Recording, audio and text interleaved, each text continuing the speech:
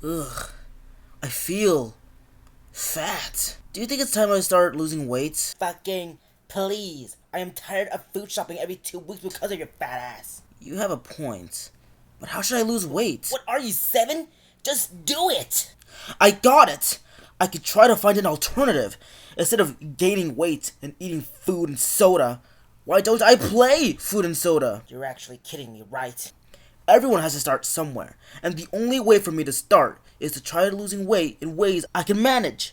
I like gaming and being lazy, so why not play games based on it? Have you gotten senile on me? Is this what happens when you take a 2-month hiatus? Let's do this! Thanksgiving is approaching, and we all know what that means. Hey, Grandma. Oh, look at you! I haven't seen you forever. You got so old on me. Oh my god, who said you could grow so old? Look at you. You changed so much. You got so fat! You got so chubby. Look at you. You're such a fat ass. Look, you got so what? You overweight or something. What have you done to yourself? Huh? Grandma, what's the hostility? Shut up, bitch! It always happens. Since the very start, companies have always tried to spread their marketing everywhere, into anything possible, because if it exists, we can sponsor it. Did you know Planet Fitness sponsored New Year's Eve? So of course, when gaming became the new hip thing, companies were all on it. Advergames, the most obscure piece of media in gaming. These oddities are always fun to look at for 2 seconds, and then never again. Most of the time, these games tend to never have some sort of plot and are always up there like, yup, we exist. Play our games that we can make you get a 7-Up. Did you know 7-Up had a mascot and games based on that mascot? Remember this. The earliest example of an Advergame was a polo sport game developed for the Atari 2600 around the late 70s for some cologne brand known as Polo, but it was ultimately never released for unknown reasons. But the working theory is that costs proved to be too great. The first released Advergame would live in infamy, an Atari 2600 game known as Pepsi Invaders, sponsored by Coke. It was an exact replica of Space Invaders, the only difference being the ships spell out Pepsi, and more ludicrously, you can't lose. No matter how close the ship gets, the Pepsis come, they don't shoot you. At all. Needless to say, this game blows. The game was never commercially released. It was only released to a group of some 125 people in some Coke meeting. At least from what the rumors say. There do exist copies of the game floating around for sale. However, they are incredibly rare. The first commercially released Advergame, for real this time, would be in 1983 called Tapper, sponsored by Budweiser. Now this is a classic. It was distributed by Sega in Japan, and in the game, you're a bartender and you gotta serve thirsty customers before their patience runs out. It proved to be a massive success to both critics and audiences, and its legacy would prove to be long-lasting.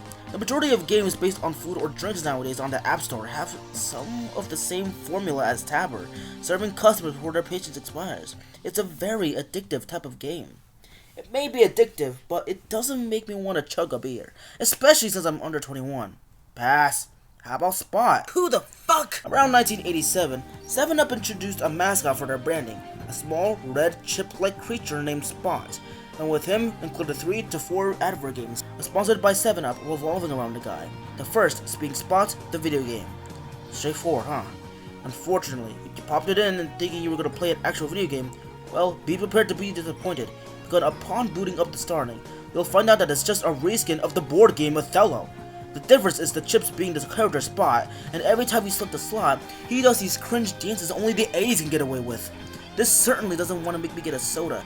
Let's see if you improved with Spot, the Cool Adventure. Now, unlike Spot the video game, this one is actually a video game. Finally! This may actually make me want to get a 7-Up drink.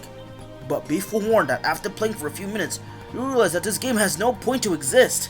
Coins are scattered around the level for no particular reason, and sometimes the platforms are placed in ways that are seemingly impossible to reach, making the game almost impossible to beat. In a way, this is worse than Spot the video game, because at least that one is beatable. Now I definitely don't want a 7-Up. But perhaps our last 7-Up game can change my mind in some particular way. Our last stop in 7-Up's lineup of Advergames is Cool Spots. Now I know there was a 4th game released at one point called Spot Goes to Hollywood, but the game was only released in Europe and there's only so many Advergames I can go through in a video. Now this actually looks fun. In Cool Spot, similar to the previous game, it's a side-scrolling platform game and you go through numerous levels. However, unlike the previous games, this game actually has a meaning and is in fact beatable. For each level, you have to gather a certain amount of spot coins to unlock your twin who's locked for whatever reason. If you go above and beyond and get all coins, you get to go to a bonus level and unlock a special letter. Get them all, and they spell out Oncola. Whatever that means. Unable to go outside to touch grass, complete the game in hard difficulty, unlock all Oncola letters, and you get the opportunity to take a picture of your hard-earned work and send it into the company to win some compensation for your troubles. This doesn't feel like a game at this point, this feels like homework. Not to mention, at this point I'm pretty sure the contest is over, so playing this game is almost meaningless. Now, rumor has it, the rewards range from a 50-cent spot toy to an unbelievable prize of getting to be in an episode of The Simpsons. The winner, however, allegedly chose cash over the show. I give credit where credit is due. 7-Up actually made an effort with Cool Spot, but personally, it's not for me. And if you like it, good on you. I actually don't mind drinking the brand itself, as a matter of fact, but it's not my personal favorite. Fast forward to 1990s, and this is when Advergames started getting interesting. Advergames started going rampant, and most were up to no good. From McDonald's making games where they suck you into fantasy worlds, to Captain Crunch having you own some aliens called Crunchligs and having them build up their strength and stamina, to even being Domino's mascot, the Noid, where you have to save everyone in New York City from the evil Mr. Green and in return get a pizza reward. These games did it all. But one game stood out in front of the crowd and gained a strong cult following and legacy. Pepsi Man, sponsored by Pepsi. Released only in Japan in 1999 around the last half of the PS1. This game is one strange oddity. The game features live action clips of what appears to be a mentally ill man watching you play while drinking Pepsi because he's so goddamn thirsty.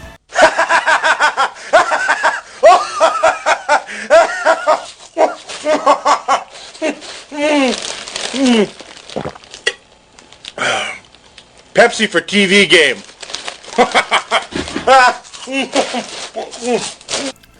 I am disgusted, hurt, offended. I don't know what to say.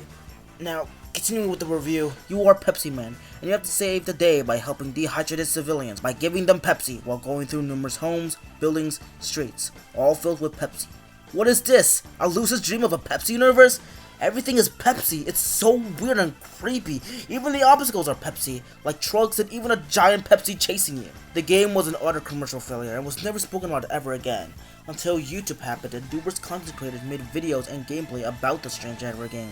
Nowadays, I see everyone calling it the greatest advert game ever created, and I can honestly agree. As a matter of fact, it makes me want to get a Pepsi. Good on you, Pepsi Man. Wow, thank you. In recent years, advert games aren't nearly as popular as yesteryear. Gamers and younger audiences nowadays know better, and thus these companies' sneaky tactics don't work as much anymore. This doesn't mean they won't get their products though. Personally, while I think advert games are so fucking stupid, they're a part of American culture. And at the end of the day, what's more American than sitting on a couch, drinking Coca-Cola, while playing games based on Coke? It's beautiful. Thank you all for watching. Be sure to subscribe for future content. But until then, y'all stay tuned. And we're clear.